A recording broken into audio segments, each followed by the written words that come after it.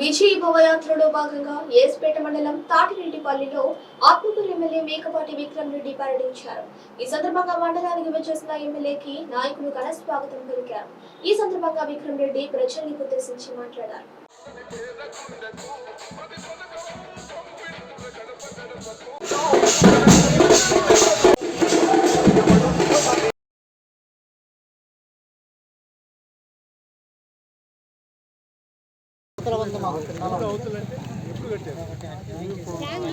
చెప్తూ వాళ్ళ దీవెనలు అడుగుతున్నారు.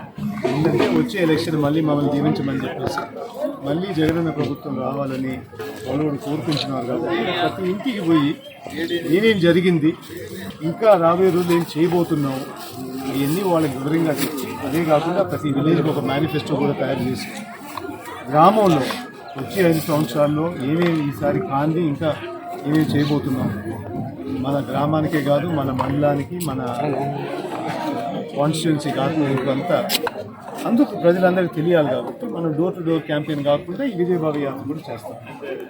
ఎందుకంటే ప్రజలు తప్పకుండా నిర్ణయించుకున్నారు ఈసారి మాత్రం మళ్ళీ జగనన్న సీఎం కావాలని.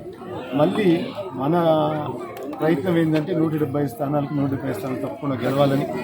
అందుకు ప్రతి ఒక్క ఓటు ముఖ్యమని, ప్రతి ఒక్క కాన్స్టిట్యున్సీ ముఖ్యమని తప్పకుండా ఆత్మకూరులో పెద్ద ఎత్తున మన ముఖ్యమంత్రి గారికి ఏమని హామీ ఇచ్చాము, టాప్ 10లో ఉంటామని, అది తప్పకుండా చేసి చూపిస్తామని చెప్పేసి మీ అందరికీ తెలియజేస్తున్నాను.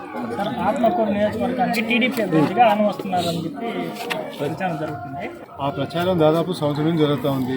వస్తాను అంటా ఉన్నాడు, మళ్ళీ పోతున్నాను అంటున్నాడు.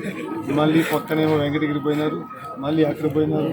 అది ఎందుకు పాపం వాళ్ళు డిసైడ్ చేసిన తర్వాత నేను చెప్తాను, నువ్వు చెప్తా ఉన్నావు, మేము వింటా ఉన్నాం. ఈ సంవత్సరం జరుగుతూనే ఉంది. ఇవన్నీ మాకేం లేదు. కానీ మేము కోరింది ఏంటంటే మీ తరఫు నుంచి అందరికన్నా గట్టి క్యాండిడేట్ పంపించాలి. ఆయన అయితే కూడా చాలా సంతోషంగా ఉంటాం. తప్పకుండా మంచి గట్టి క్యాండిడేట్ పంపిస్తే మాకు కూడా ఇక్కడ ఆత్మకు సత్తా కూడా ఆయన మిగతా వాళ్ళు కూడా అవపడుతుంది. కాబట్టి మనం కూడా చూపించడానికి ఉంటుంది. తప్పకుండా దానికి ఇబ్బంది ఏం లేదు. ఎవరన్నా అటు ఇటు వాళ్ళు ఉంటారు, కొన్నిసార్లు కొన్ని విభేదాలు ఉంటాయి, కొన్ని చిన్న చిన్న వర్గాలు ఉంటాయి.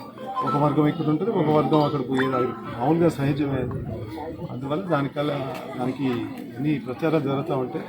ఇంకా ఉండేది 30 రోజులు.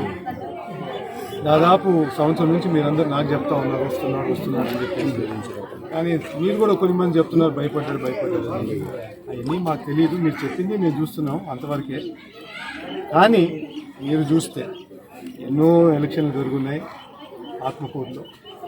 ప్రజలు ఎప్పుడు తీర్పు ఏ విధంగా ఇస్తారంటే, ఎవరన్నా నాయకుడు ప్రజల్లో ఉండి వాళ్ళు పని చేస్తే మాత్రం తప్పకుండా వాళ్ళని దీవిస్తారు. మళ్ళీ గెలిపించడానికి మంచి అవకాశాలు ఉన్నాయి. మీరు గత సంవత్సరాలు ఎప్పుడైనా చూడండి, ఎవరన్నా విజిటింగ్ పాలిటీషియన్స్ ఉంటే మాత్రం ప్రజలు మంచి తీర్పునే ఇస్తారు అని చెప్పి మీ అందరికీ తెలుసు.